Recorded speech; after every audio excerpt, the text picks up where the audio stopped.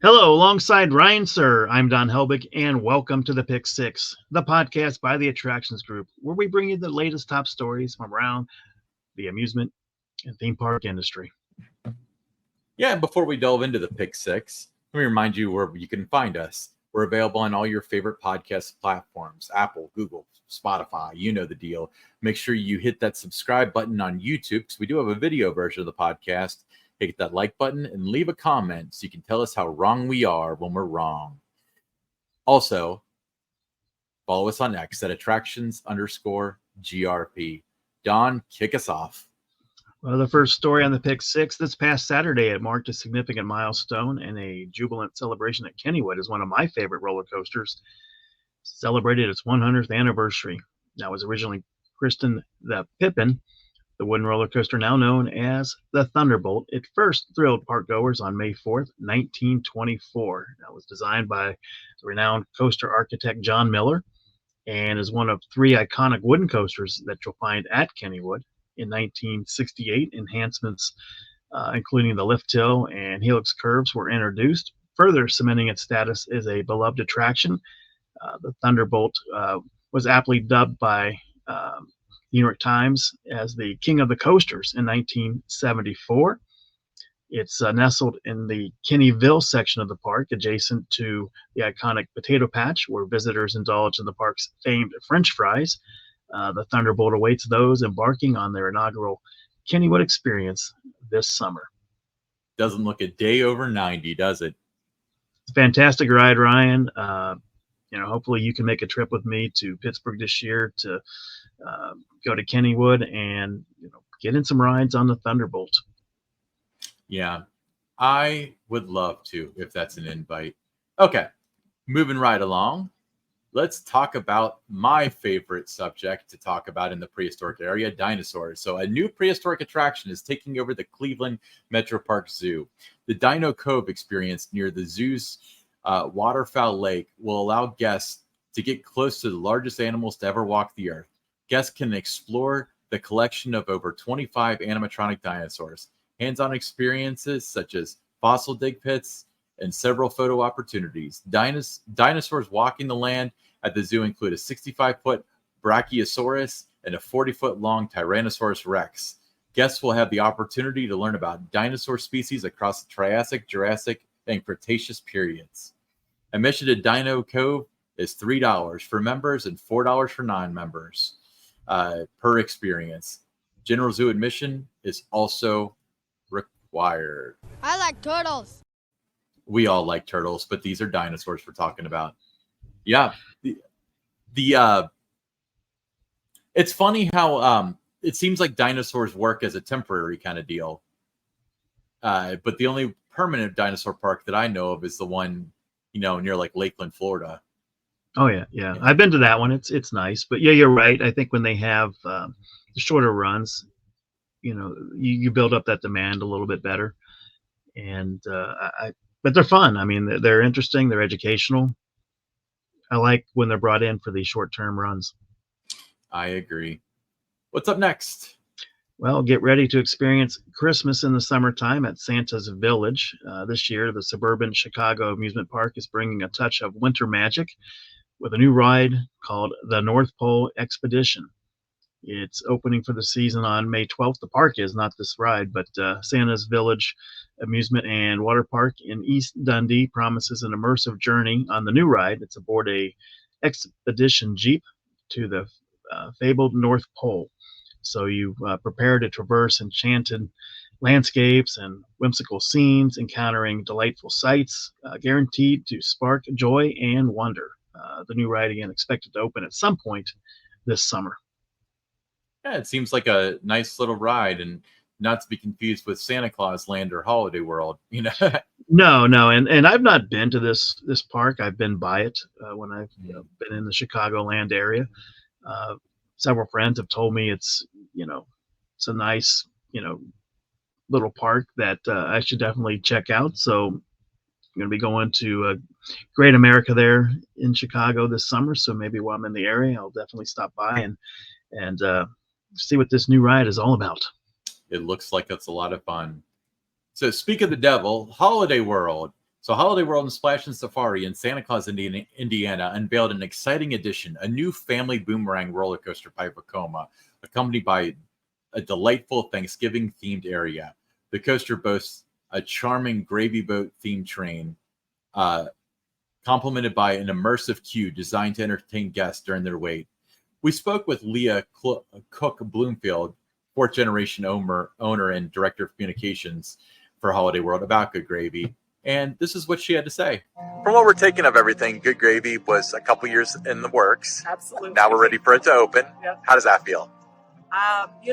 These projects, it feels like you put so much into it, and we get so much feedback along the way from different team members kind of as we pull them into the cone of silence.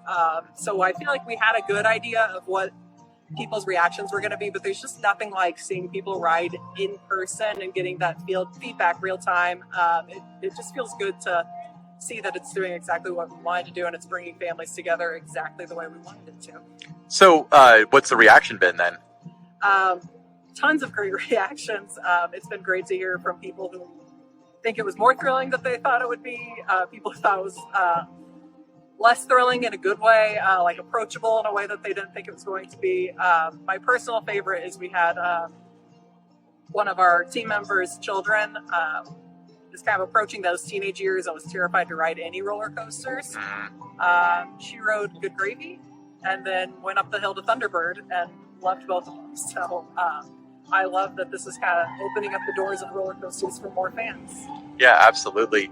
Now, Don and I have been talking about Good Gravy, and it seems like Good Gravy itself is an experience, and a roller coaster is part of it. That's the best way we can think to describe it. Was that the intention?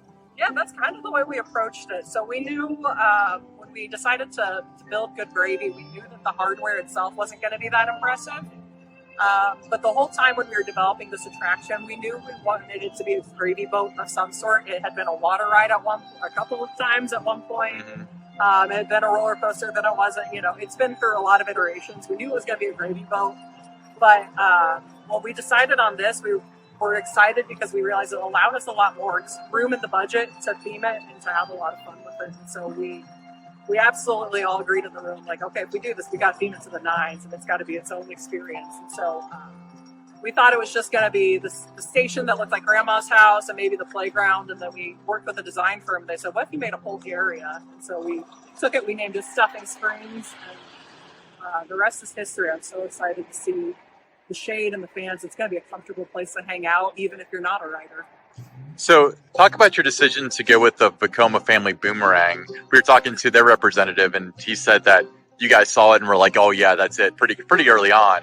Yeah, so we met with them at IAPA in 2021 and kind of went through their whole catalog of things, and we said, okay, well, we'll talk soon. And they came out in 2022 and kind of walked the park with us, and we quickly kind of gravitated towards this. It was post-COVID, and so it was an affordable price point that, like I said, allowed us the room and the budget to build an experience. But we also realized it was going to be the first in North America. We had heard wonderful things about their family boomerangs, and so we wanted to have a piece of that, and we were especially excited to have the first one in North America. Well said, right? Yeah, I mean, it was a fantastic ride. It wasn't just about the ride. I mean, it was an experience. So, a great addition to Holiday World. Absolutely. Yeah, I would say that the ride itself is probably 15 to 20% of the experience. And I mean that is the biggest compliment possible. But very, very nice. All right, what's next? Well, in a major move, Dollywood has partnered with regional supermarket chain Food City, promising exciting perks for patrons of both establishments. Food City becomes Dollywood's official grocery partner and presenting sponsor of the Smoky Mountain Summer Celebration. Additionally, they proudly sponsor Dollywood's Harvest Festival Colossal Pumpkin Patch, and with 153 stores across 5 states and headquartered in Abington, Virginia, Food City's expansion aligns perfectly with Dollywood's key markets. Yeah, I actually had been to Food City a couple times while I was down there, and I like them. They remind me of old IGAs, but nicer. Yeah, they do, and it's similar to me too. I had some stores like this when I lived in Greensboro, North Carolina, but it's a perfect fit, for Dollywood, and just a great partner overall, I think, for them. Yeah, I think that this is gonna serve them well. Let's put it that way. All What's right. next? So moving right along, we're next up. And when you sent me this, I honestly thought it was a joke, but it could be fun. So next month, Michigan's Adventure will host a gathering of Gothic enthusiasts as the Darkness Underground, an Illinois-based Gothic event group, presents an inaugural Gothic Invasion. Scheduled for Sunday, June 30th, the event promises a family-friendly environment for goths of all kinds, from classic 80s emos to metalheads. Organizer Aaron Bennett invites participants to join in for a day of camaraderie starting at noon, with meetups and conversations spanning generations of Gothic culture. A group carousel ride kicks off at 1 p.m., followed by a collective photo session at the park entrance. Another opportunity for a group photo will be available at the carousel at 6 p.m. It would be kind of a fun juxtaposition to see all these Gothic kids hanging around carousel, though. I'm just thinking. Yeah, I mean, it's there's a lot of events that we see that different parks are doing, and this certainly is something that we've not seen, at least to my knowledge, before. Yeah, very creative, to say the least. It'll be interesting to see how it goes, because you don't really equate Gothic with family friendly. Not that it's not, but it's very interesting, and at least it's getting some attention out to Michigan's Adventure, where they don't always get all the attention in the world. So it's kind of cool for them too. That'll be fun. It'll be interesting. Yeah, absolutely. Okay, cool. Well, let's move on to the listener question. So the first listener question is from John Ellis. He said, after years of planning and executing media events at Kings Island, what has been like on the other side of attending media events? Very good question, Don. That one sounds like it's for you. It's a good question. I had attended a lot of media events before I started working at Kings Island. For years I would be at every media event that Kings Island did, whether it was opening new rides or the opening of Winterfest, the opening of at the time, which was Fearfest, just different things, the announcements. So I had done that for a period of about 26 years, going to all these different events. So I kind of knew what it was going to be like to be on the other side again.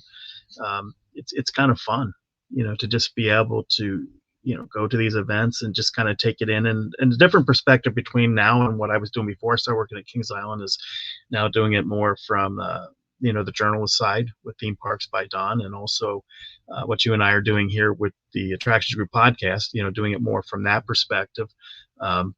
But it's fun, it's enjoyable to be back on the other side and just take all the events in, and also to see how excited and talk with other people, who are attending the event, how excited they are about, what's being debuted or announced.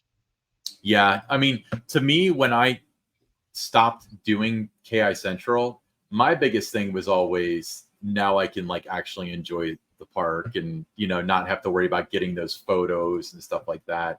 So I'm sure that attending a media day from the perspective of, if it rains, it's not my problem. It's probably pretty rewarding for you. Well, yeah, I mean, you're not worried about all the details and things, but like I said, before I was there more as the, park fan, park enthusiast, whatever it might have been, whatever label you wanted to give it, for those 26 years, starting in 1981 to now, where, what you and I are doing with the podcast and what I'm doing with the blog, it's more from a journalistic, end and experiencing these events to figure out what I'm going to write about them, how I'm going to tell the story about what they're doing. Yeah. So very good question. And it's funny because, as we kind of alluded to, you and I made the trip down to Holiday World for the media day. And we kind of had this discussion on the way down there as to, you're on the other side of it now. So very, very, very interesting thought. But really, you could say it's my third way of doing these. Sure. Yeah. I guess as a enthusiast, as a employee, and as a journalist, right? Correct. Was that what you're thinking? That's what Cool. I'm thinking. What's next? Next question is from Barb McAllister. She said, should the Six Flags and Cedar Fair merger go through the summer? How long will it take before things change? I think that the answer, by the way, is things have already begun to change, and they started last year. Well, I don't know if some of those changes had to do with, a merger that was, impending, or that they were in talks about a merger. I think there were other factors involved there, but I think I don't think you'd see too much this year, if anything. I think it would just kind of be business as usual as they get through the Halloween season and Winterfest. And then I think, going into next year, I think that's when you would start to see the beginning of what the new company is going to be like. I don't think too much can change this year. Yeah. I mean, and I always circle back to, when Cedar Fair took over, where they made the announcement, I think just before opening day of 2006. And then they officially took possession on like June 30th of 2006. But there were no material changes until 2007. Then everything changed. Yeah, so what you saw in 2006 when they took over, though, immediately, though, was the full-time staff, went from wearing polos to long sleeve shirts and ties. Yeah. So that was a big change for the people that were working at Kings Island at the time. But you also saw an increase in the number of trash cans, and the cleanliness and those kind of things were kind of right away the first things that I noticed in 2006. And then 2007 I started working there, but there were still some things to let ride out. And then it was 2008 before you really saw that there was the new sheriff in town. Right. Well, to me it was more like in 2007 is when you get the ride name changes and stuff. So that was like the most material change you're going to have. I mean, that's what they're essentially asking. If we're going to have the Warner Brothers stuff, when's it going to be? And the answer is we'll probably have a better picture of it, closer to 2025. Then, if the merger goes through in June, I think we'll see a similar time frame. We'll see some material changes next year. And then we'll probably have a better feel of what the company's going to be like the following year. 2026. Yeah, I think that's when you'll see the more full scale, immersive changes, whatever that may be. I think, short term, you might see some things, technology wise, a little bit different. You might see some, changes with some of the ticketing plans, how season passes roll out for 2025. That might be one of the first things that changes. But I think operational wise, the things that the guests are going to notice for the rest of 2024, I really don't know where you would see too much change there, because everything's kind of, set in motion, and, you've already got your, things planned for the Halloween season and Winterfest. Yeah. I mean, it's not like, all right, Six Flags took over and then they like open up a semi truck and Batman runs out and stuff. No, it's not going to be like that. Well, and on top of it, they're pretty confident the merger is going to go through, but they're only putting as many resources as they need to into it, because what if it doesn't? And they spent $150 million on a conversion that doesn't happen, Right. So, I mean, it's, it's quiet right now. I mean, very quiet on both sides. You don't hear too much about it. Yeah. Which I don't know if we should read too much into that. My guess is no. I would say no. Yeah.